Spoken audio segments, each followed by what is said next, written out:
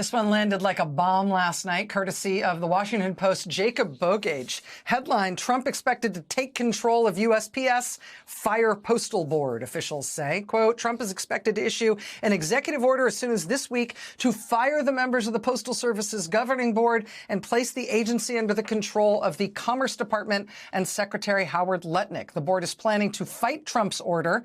Three sources told the Washington Post.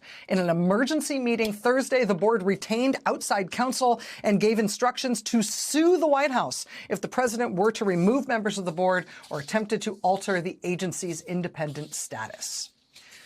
After the Post broke that exclusive story last night, the White House then denied that Trump was planning to issue any such executive order. Then today, when the Commerce Secretary, Lutnick, was being sworn in, Trump was asked about his plans for the 250-year-old agency, whose existence is spelled out in the Constitution. He said that he and Secretary Lutnick are, quote, looking at it. Joining us now is the reporter who broke this story, the Washington Post, Jacob Bogage. Mr. Bogage, thank you for coming back. I had a feeling we'd be back talking to you soon as you've continued to break story after story in Washington. What's your understanding of the state of play around this Postal Service controversy? Well, thank you for having me, Rachel. It's good to be back. And that was one heck of an intro. The state of play is in flux. Like you mentioned, we reported this story with anonymous but pretty ironclad sourcing. The White House, after it published, denied it. And then President Trump today didn't just say that he and Secretary Lutnick were looking at it. He acknowledged that they were planning what he called some sort of merger between the Postal Service and the Commerce Department. So this is very much an active question in the White House. And at the Postal Service, people are really uncertain.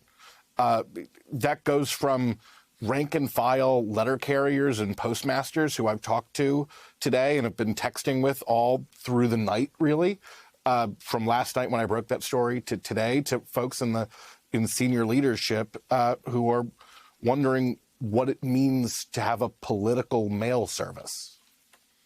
Yeah. You know, I remember during the first Trump term when Trump was taking aim at the Postal Service, and there was like a grassroots, legit, bottom-up uprising around the country, even in the worst of COVID, with people standing up for postal workers and people standing up for the Postal Service and saying hands off. And it did appear to back them off.